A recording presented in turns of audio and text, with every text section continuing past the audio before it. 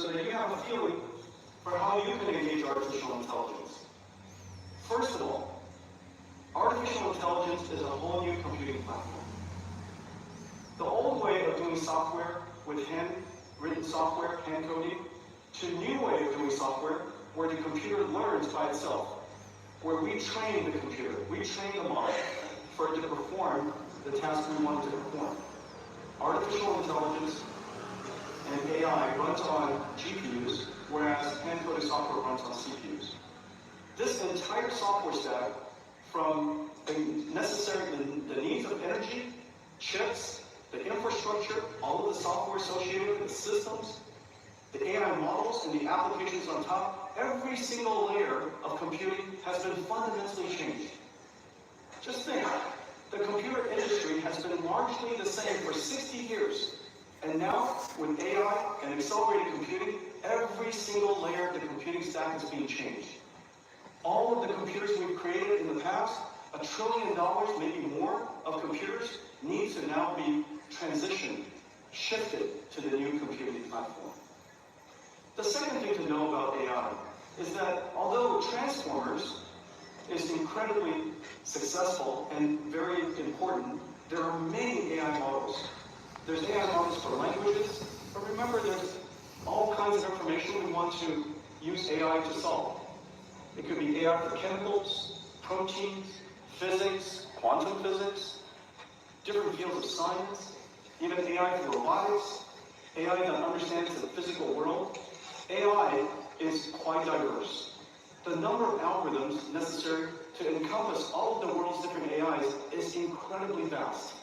ChatGPT and chatbots is one of them. But the beautiful thing is with all these different AI models, we can therefore revolutionize many applications in many industries, which is the reason why we are seeing AI affecting literally every single industry in the world. There are no industries where intelligence is fundamentally not necessary. The observation, and this is a very important idea, that the technology of the past, software of the past, is a tool that humans use. Excel is a tool, web browsers are tools, PowerPoints are tools, these are very important tools, but these are tools used by humans. It's no different than a car that is used by humans, it's no different than screwdrivers and hammers that are tools used by humans. But AI is work. AI performs work, which is the reason why everybody realized that AI has the ability to address the largest technology industry in history. The tools industry, the IT industry we know of the past, is a few $1 trillion. The AI industry AI can address $100 trillion of the world's industries, make it more productive, help the GDP grow. And then one more idea. Artificial intelligence, unlike software, artificial intelligence needs a factory. This is the first technology that transforms energy and on a continuous basis, applying a computers that NVIDIA builds, these GPU AI supercomputers, to generate intelligence for everybody to use. Each single token is generated based on the context of the time and based on the questions that you have for the AI. What that means is the world is going to have an enormous number of these AI factories. And because AI is going to be integrated into every single application, into every industry, AI infrastructure will be built by every single country. Just like electricity, just like internet, and now artificial intelligence, AI factories will be built all over the world. It is one of the reasons why this is so consequential to every single country. It is the reason why it is so consequential to the conversation we're having today. AI is an industrial revolution. It changes the computing software stack. The software is work, not tools. It addresses extremely large industries, and it requires factories. Well, in the last couple of years, we've seen extraordinary progress, and this is the system that makes it possible. This is the latest NVIDIA system called Grace Blackwell. This is one giant GPU. It weighs 2 tons, has 1.5 million parts. It consumes 120,000 watts, 120 kilowatts, and it produces tokens, or it produces intelligence at an incredible speed. This is what a GPU looks like today. People think that NVIDIA GPUs are like a gaming GPU, but these GPUs are really massive. Entire supercomputers. Probably the question that most people ask me is, what changed this year? You might have seen that although AI has been growing quickly, NVIDIA has been growing quickly, but in the last 6 months, it seems the growth has really accelerated quite substantially. There's a reason for that. In the last couple of years, AI has made tremendous progress because we can now reason and think and solve problems that we have never been trained before to solve. AI now has what is called 3 scaling laws. We teach it like a child to memorize information. We also teach it, called post-training, how to perform new skills, how to reason, and how to think. And then during inference time, the AIs today don't just respond with memorized answers, but it responds by thinking first. The quality of the answers has improved tremendously in this last year. As a result, more people are using it because the answers are better. You can use it to solve more problems. When the answers are better, more people use it. When more people use it, the amount of computation necessary continues to grow. So the way you teach an AI, the computation is quite substantial. The way you use an AI today, the amount of computation is quite substantial. But the important thing is this. Because these tokens, these intelligence that are being produced are so good now, customers are paying for it. The tokens have become profitable tokens.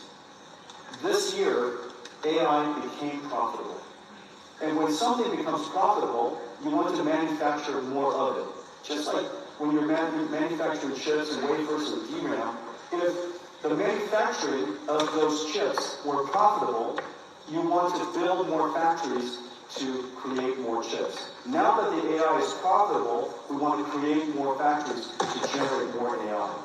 We have now achieved what is called a virtuous cycle. The AIs get better, more people use it, makes more profit, create more factories, which allows us to create even better AIs, which allows more people to use it. The virtuous cycle of AI has arrived. And this is the reason why you're seeing the world's CapEx going so fast. There are 2 fundamental things that are happening. The first is a transition, as I mentioned, from general purpose computing to accelerated computing. Moore's law has really run out of steam, so we need another way of doing computation. NVIDIA's accelerated computing is the foundation layer for that. On top of accelerated computing, AI has now achieved the virtuous cycle, which is the reason why all of a sudden we're seeing the amount of CapEx that companies are building is growing so substantially. This is going to happen here in Korea as well. Well, the reason why I think this is such an extraordinary time for Korea is, of course, during a platform transition, it's vital to any technology industry, it's vital to any industrial nation. However, for Korea, this is an extraordinary opportunity because in very few countries in the world do you have 3 fundamental, essential, necessary qualities in order to succeed. The first is you need software. Software expertise is one of those skills that Korea has abundance of. Deep technical and science capability, and third, manufacturing capability. When you combine software and AI, technology, and manufacturing, you have the opportunity to really take advantage of robotics. This is the next generation of physical AI. And you can see NVIDIA working in the robotics field all over the place. This is humanoid robotics that we're doing with Figure. This is the work that we're doing with Caterpillar, turning themselves into a robotics industrial company. This is agility, logistics robots. This is Johnson & Johnson, surgical robots. But the technology has now reached a level where we are starting to see robotic systems all over the place. We're also seeing entire factories become robots. This is a factory that NVIDIA is building in the United States for our own AI supercomputers. And we're working with technology companies throughout the world in order to create a robotic factory. The entire factory is a giant robot. And inside this robotic factory, it will orchestrate robots that are working together with humans, with all of us, and they're going to produce products like self-driving cars that are robots. So robots, orchestrating robots, building products that are robotic. This is the future of artificial intelligence. And I think that this is an area that is just so incredible for Korea because you have all of the capabilities. You have the deep technical capabilities, you have software capability, artificial intelligence capability, and you also have such an incredible manufacturing base, industrial base. Well, this week, we're announcing several really terrific partnerships, extension of our partnerships. I've been working here for so many years, we have so many different friends. Neighbor, for example, was one of our earliest partners, and they partnered with us to create the world's third large language model. And that large language model was Korean. And they were one of the first customers of ours in building a supercomputer here in Korea. This week we announced that Neighbor NVIDIA will expand our GPU infrastructure here in Korea by 60,000 GPUs. We're working with Samsung in manufacturing, of course. They are the first partner NVIDIA had in building memory technology to help me invent the AI supercomputer that is now powering the world's AI. We manufacture HBMs here. We, of course, partner with Samsung on manufacturing chips. But now we're going to advance AI together, build AI factory together, build digital twins for the factories together, expansion of our partnership tremendously, and we're going to build 50,000 GPU AI factories with Samsung. Working with SK, at the SK Group, of course, with HBM memory, but also in creating digital twins of their factories, and we're going to build 50,000 GPU AI factories with SK Group for their AI factories. And then Hyundai, we're partnering with them to build autonomous vehicles, but their factory will become digital twins, and inside these factories will become robotic factories, orchestrating robots, building cars that are robotic. And they're building 50,000 GPUs for their AI factory. Total, this week we announced that we will build 250,000 more GPUs here in Korea, making Korea one of the largest GPU or AI infrastructure countries in the world. And then finally, it's really vital that we build the ecosystem, not just the AI infrastructure of Korea, but the ecosystem of Korea, so that we partner with AI researchers here with Korean universities, amazing universities like KAIST, all the startups that are here, to create an environment necessary for them to benefit from AI, so that there's a rich ecosystem of AI startups here. Working with the government, working with education, working with the established companies. This is an extraordinary time. I want to thank all of you for welcoming NVIDIA with open arms over the last 30 years. This is the beginning of a new journey.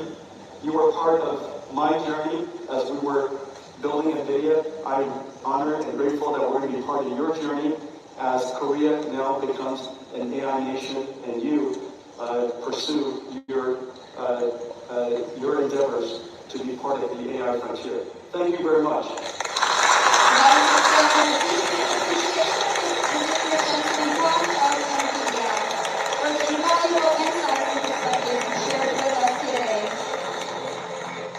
What a fantastic way to conclude the journey. That was the perfect finale to the summit.